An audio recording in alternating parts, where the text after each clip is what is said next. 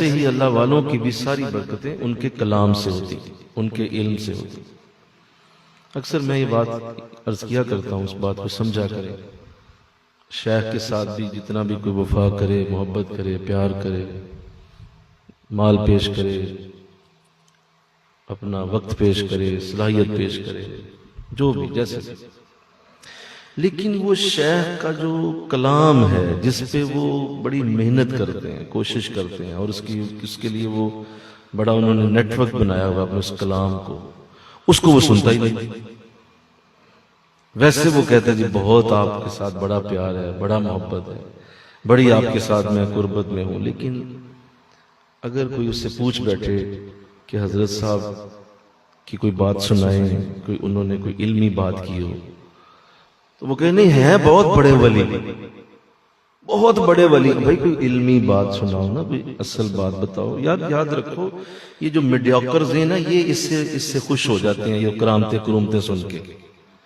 جو سمجھدار صاحب سینہ ہوتا ہے نا، وہ علمی بات سے خوش ہوتا ہے۔ وہ کہتے ہیں جی علم کی بات سنائے مجھے، کوئی علمی بات انہوں نے کی ہے، اس پہ کوئی بات سنائے۔ میں آپ کو ایک عجیب بات سناتا ہوں۔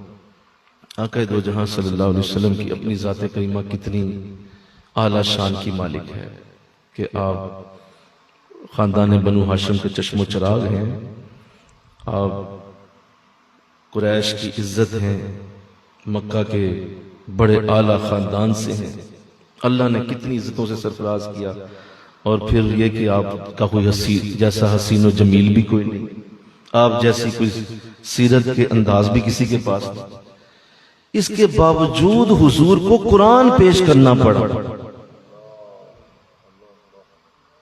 نہیں سمجھے آپ بات؟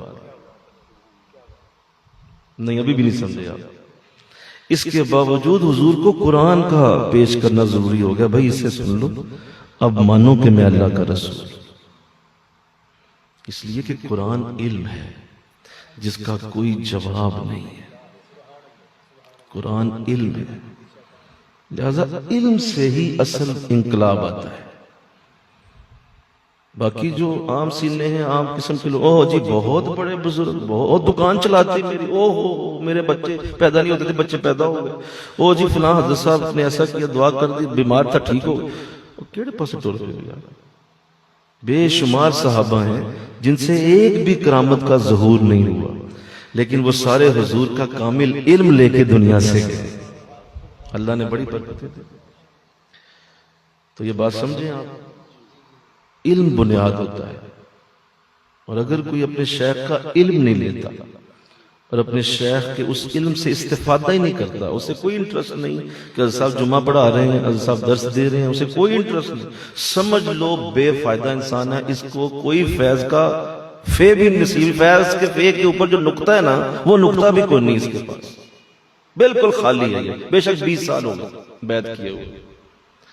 ہاں ان کے کلام میں انٹرسٹ ہے، ان کے کلام سے انٹرسٹ رکھتا ہے، اور سوچتا ہے کہ حضرت نے یہ بات کہاں کی، کیوں کی، کیسے کی، میں پہنچوں ان کا کلام سنوں، تو پہلے ہی سال میں ہو سکتا ہے خلافت تک جا پہنچے۔ کیوں؟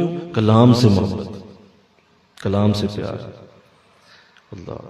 اللہ کو بھی اپنا کلام بڑا پیارا ہے، مل کے کہو نا سبحان اللہ، بڑا ہی پیارا ہے اسے، بہت ہی پیارا ہے، اور اس کلام کے لیے اس نے حد کر دی، کیونکہ اس سے محبت بڑی ہے اپنے کلام کے ساتھ۔ وہ کہتا ہے میرے کلام کو پڑھو، میرے کلام پہ آؤ، اس پہ بات کرو۔